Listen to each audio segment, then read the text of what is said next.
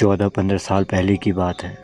हिमाचल की दूर दराज गांव में एक पुराना सा मकान था, टूटा फूटा, एकदम वीरान सा।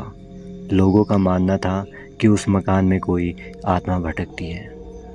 राकेश अपनी फैमिली के साथ कुछ दिन गांव में रहने आया।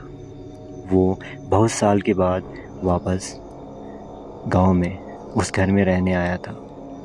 पहली रात सब कुछ ठीक रहा, लेकिन दूसरी रात उसकी पत्नी ने एक औरत के रोने की आवाज़ सुनी तो यही लगा कि शायद आवाज़ पड़ोस के घर से आ रही होगी। लेकिन हर रात ठीक 3 बजे वो रोने की आवाज़ सुनाई देने लगी। राकेश ने आज उस आवाज़ का पीछा करने का मन बनाया और जागता रहा।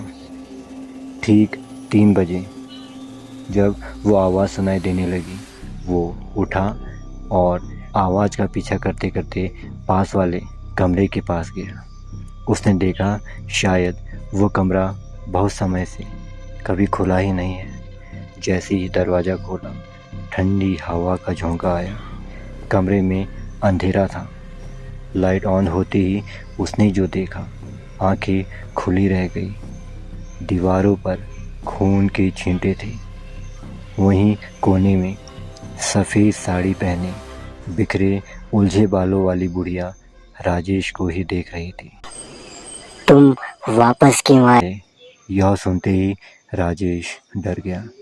चेहरा पीला पड़ गया। उसे याद आने लगा कि यह चेहरा उसने कहीं देखा है। सामने उसकी दादी थी जो अचानक से कहीं गायब हो गई थी।